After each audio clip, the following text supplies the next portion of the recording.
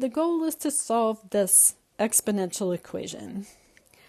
If I have an equation with an exponential expression in it that looks like this, I have a base raised to some power equals a constant, a number. In a perfect world, I might be able to rewrite that constant as b to a power, and then I'd have b to the n equals b to the m. And since exponential functions are 1 to 1, that means the exponents are equal, and I'd solve the resulting equation and be done. And that's nice if you can. So let's see if we can over here. I don't quite have that. I have other stuff here with my exponential expression. So I'm going to go ahead and add 7 on both sides of my equal sign to get the exponential expression by itself. I got e to the 4x minus 5 equals 17. Okay, so the question now becomes, can I rewrite 17 as e to a power? Well, I have no idea. E is not even a whole number, so that doesn't seem like it's going to be very helpful as an approach. So what I'm going to do instead, in a case like this where I can't do that easily, I can't rewrite as the same base with a power, is I'm going to rearrange into its logarithmic form. So this is log base b of c equals my exponent. That's what I'm going to try in my equation here, because e to what power is 17? I have no idea.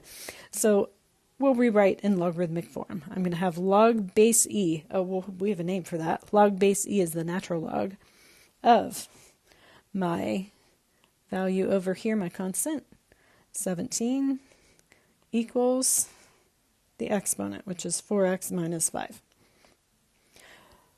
Well, okay, so now I'm going to need to solve this for x. I need to get the x by itself. All right, let's do it. I'm going to add 5 both sides. The question may come up, can I add the 5 to the 17? Here's the thing. It's not 17 on the left here. It's natural log 17. That's a number by itself. If you want to know what it is, you can ask the calculator. But if I try to add the 5 to the 17, now I'm going to have natural log 22, and I've just changed it to a completely other number that it wasn't before. And we can't do that in the middle of an equation and still have the equals be true. So this is whole number 5 plus this number, natural log 17, that was there before. I don't know what that is, but that's okay. The calculator can find it if I want to know. In the meantime, what our goal really was to get the x by itself. Well, I can do that. I can divide by 4. And I get x equals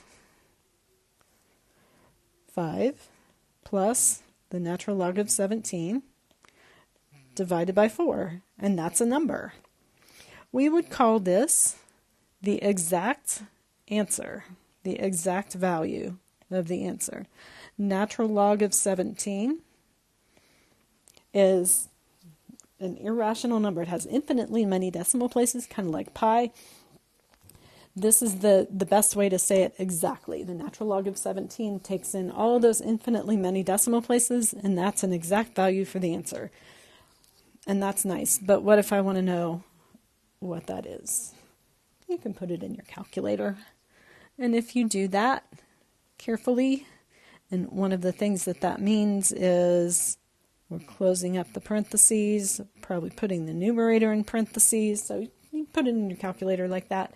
And your calculator should tell you it's about 1.958, which I'm going to round to 2 decimal places, 1.96.